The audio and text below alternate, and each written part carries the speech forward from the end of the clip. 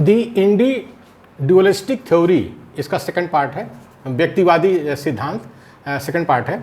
The ethical argument, the ethical argument इसका मतलब होता है कि नैतिक तर्क, मतलब कि ये इस थ्योरी को जस्टिफाई करते हैं, नैतिक तर्क देते हैं। तो it is suppose that for the development of character professional freedom is mandatory. इसका मतलब होता है कि यह माना जाता है कि चरित्र के विकास के लिए काम करने की स्वतंत्रता अनिवार्य है। काम करने के लिए स्वतंत्रता अनिवार्य है, जिसका जो प्रोफेशन है उसको जो है स्वतंत्रता दी जानी चाहिए, यह अनिवार्य है। तभी जो है व्यक्ति के चरित्र का विकास होता है।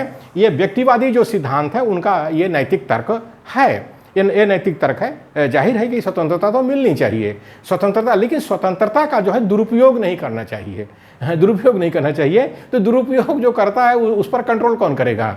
जाहिर है कि स्टेट करेगा। The development of an individual is only possible when the opportunity to become self-sufficient is available to him. व्यक्ति का विकास तभी संभव है जब उसे आत्मनिर्भर बनने का अवसर मिले, जब उसे आत्मनिर्भर बनने का अवसर मिले।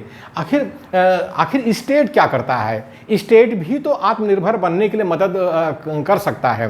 क्या कोई अकेले आदमी, आज का जो जटिल समाज है उसमें अकेले आत्मनिर्भर बन पाएगा? वहाँ पर भी स्टेट ही उसको आत्मनिर्भर बनाएगा। लेकिन अब ये तर्क है, व्यक्तिवादी सिद्धांत का ये तर्क है कि आत्मनिर्भर बनने के लिए भी हमें जो है ज़्यादा आज़ादी मिलनी चाहिए, ज़्यादा आज़ादी मिलनी चाहिए। Over governance kills the entrepreneurship of an individual. हाँ, over governance kills the entrepreneurship of individual. अति शासन व्यक्ति की उद्योगशीलता को समाप्त कर देता है। अति शासन व्यक्ति की उद्योगशीलता को समाप्त कर देता है। तो जाहिर है कि शासन थोड़ा सा कम होना चाहिए, ये बात बिल्कुल सही है, थोड़ा सा कम होना चाहिए। लेकिन ये कि एकदम शासन को या स्टेट को बिल्कुल निगलेक्ट, उपेक्षित कर दीजिए, तो ये संभव नहीं हो पाता है। Individual becomes dependent on state rather than to be self-sufficient। शासन, हाँ, व्यक्ति अपने ही ऊपर निर्भर रहने के बजाय सरकार पर आश्रित होना सीख जाता है। कहने मतलब यही है कि जब अगर आप ओवर गवर्नेंस करोगे तो व्यक्ति जो है आत्मनिर्भर नहीं बनेंगे और सरकार पर निर्भर होने लगेंगे। तो जाहिर है यहाँ मध्यम मार्ग अपनाना चाहिए और बात का ख्याल रखना चाहिए कि सरकार के ऊपर बहुत ज़्यादा निर्भर ना हो और आत्मनिर्भर भी बने। तो इसीलिए तो बुद्ध ने कहा है मध्यम मार्ग कहा है, मिडिल पाथ कहा है। और लोकतंत्र खुद अपने में जो है मध्यम मार्ग है। लेकिन जो व्यक्तिवादी सिद्धांत है ये जो है मध्यम मार्ग नहीं है, ये लूटने खाने का सिद्धांत है। तो इसलिए मध्यम मार्ग में ये संभव हो जाएगा। It increases the pamper mentality of beggars. इससे भिखारी पक्ष की मनोवृत्ति बढ़ती है। यानी स्टेट जब ज़्यादा इंटरफियर करता है तो क्या होता है, स्टेट के ऊपर लोग ज़्यादा निर्भर होना शुरू कर देते हैं। तो उससे क्या होता है, भिखारी पक्ष की मनोवृत्ति बढ़ती है। जाहिर है, लेकिन लोग काम तो करना चाहते हैं। जब लोग काम करना चाहते हैं तो ये स्टेट की जिम्मेदारी है कि लोगों को काम मुहैया कराए। लेकिन जब लोगों को काम मुहैया कौन कराएगा? व्यक्तिवादी सिद्धांत में तो ज़्यादा से ज़्यादा हड़प करके सब अपने पास रख लेते हैं। लोग जो है सड़क पर भीख मांगते हैं तो उसकी चिंता कौन करेगा? उसकी चिंता जाहिर है स्टेट करेगा। लेकिन स्टेट जो है इस तरह से ज़्यादा शासन न करे कि लोगों के अंदर जो है भिखारी पक्ष की मनोवृत्ति बढ़ जाए, बल्कि लोगों को काम मुहैया कराना चाहिए।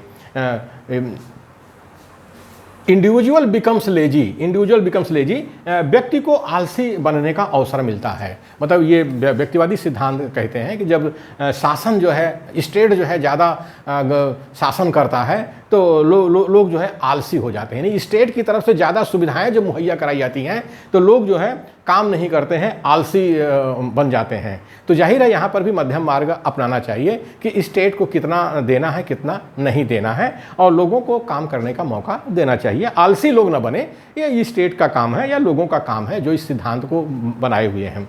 दूसरा है द इकोनॉमिक आर्गूमेंट, आर्थिक तर्क है। With the economic point of view each and every individual sees his self interest and he knows his interest very well. ये जो व्यक्तिवादी सिद्धांत के लोग हैं उनका आर्थिक तर्क क्या आता है, इकोनॉमिक आर्गूमेंट क्या है, आर्थिक तर्क क्या आता है।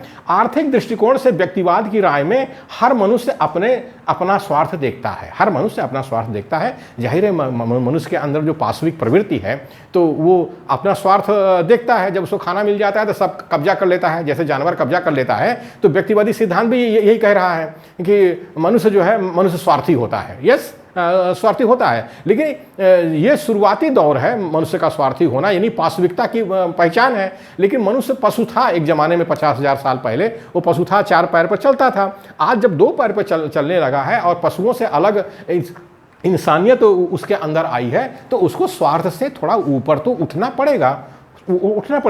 तो आर्थिक दृष्टिकोण से व्यक्तिवाद की राय में हर मनुष्य अपना स्वार्थ देखता है और अपने हितों को वह सबसे अच्छी तरह जानता है, वह अपने हितों को वह सबसे अच्छी तरह जानता है। ये व्यक्तिवादी सिद्धांत है, ये व्यक्तिवादी सिद्धांत है। लेकिन जो स्टेट है जो है वो कहता है कि व्यक्ति को इतना स्वार्थी नहीं होना चाहिए। In economic sector, government involvement should be minimum except to open the market and to check the forgery and fraudulent activities।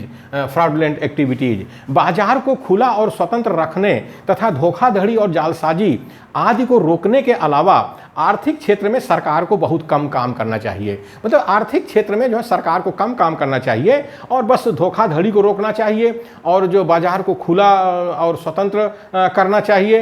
ये जो है व्यक्तिवादी सिद्धांत के लोग कहते हैं। लेकिन ये जो धोखाधड़ी होती है, ये जो धोखाधड़ी होती है और जालसाजी होती है, करता कौन है? अगर इसके आंकड़े देखा जाए तो जिसके पास पैसा है वही तो करता है। हवाला घोटाला दिवाला करता कौन है? ये व्यक्तिवादी सिद्धांत वाले करते हैं, पूंजीवादी सिद्धांत वाले ही तो करते हैं। बैंकों को लूटने का काम आज भारत में क्या हो रहा है? बैंकों को लूट करके सब विदेश भाग रहे हैं। तो ये व्यक्तिवादी सिद्धांत है, पूंजीवादी सिद्धांत है। आखिर इस पर रोक कौन लगाएगा? स्टेट ही तो लगाएगा, राज्य ही तो लगाएगा।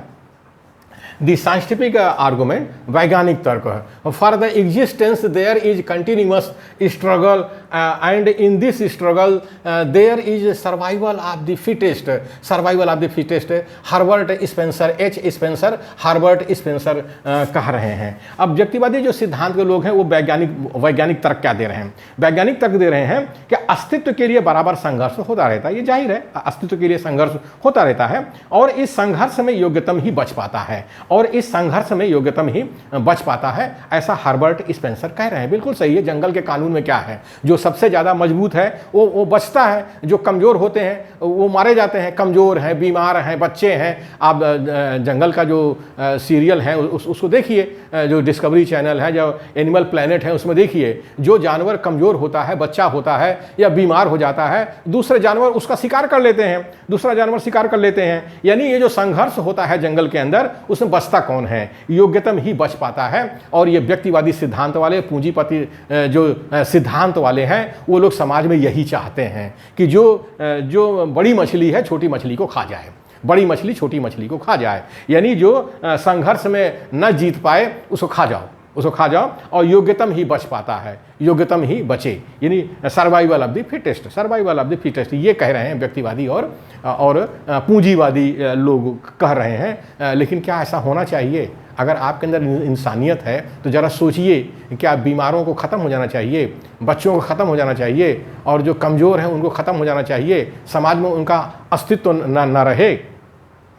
The natural process of the development and progress is that the poor, the weak and the unsuitable will be no more। विकास और प्रगति का स्वाभाविक मार्ग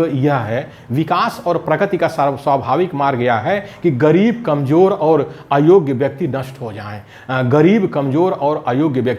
जाएं। यानी व्यक्तिवादी सिद्धांत में, पूंजीवादी सिद्धांत में गरीबों का कोई अस्तित्व मिट जाता है कमज़ोरों का अस्तित्व मिट जाता है और अयोग्यों का अस्तित्व मिट जाता है, और फिर जो मोटे मोटे होते हैं लोग होते हैं, बलवान लोग होते हैं, फिर आपस में युद्ध करते हैं। ये व्यक्तिवादी सिद्धांत है, ये पूंजीवादी सिद्धांत है। इसीलिए वो चाहते हैं कि स्टेट कमज़ोर रहे, राज्य एकदम कमज़ोर रहे। जैसे भारत के अंदर आज हो रहा है, सरकारी कंपनियों को बंद किया जा रहा है, सरकार को कमज़ोर बनाया जा रहा है, सरकारी संसाधनों को नष्ट किया जा रहा है। नतीजा क्या हुआ है कि कोरोना जैसी महामारी भारत के अंदर आई है, सरकार के हाथ पांव फूल गए हैं। वो कंट्रोल करने की स्थिति आज 2020 में भारत सरकार के पास नहीं है। तो इसलिए जो है व्यक्तिवादी सिद्धांत और पूंजीवादी सिद्धांत भारत जैसे देश में, जहां 90% मूल्यवासी बहुजन है, गरीब तबका है, SC ST OBC माइनॉरिटी का समाज है, वहाँ ये संभव नहीं है, वहाँ होना नहीं चाहिए। लेकिन अब शैतान किस्म के लोग हैं, भारत को जो है व्यक्तिवादी सिद्धांत और पूंजीवादी सिद्धांत की तरफ ले जा रहे हैं। तो इन पर रोक लगाने का काम मूल्यवासी बहुजन को करना चाहिए। यानी जो स्टेट है उसको हस्तक्षेप करना चाहिए, स्टेट को हस्तक्षेप करना चाहिए।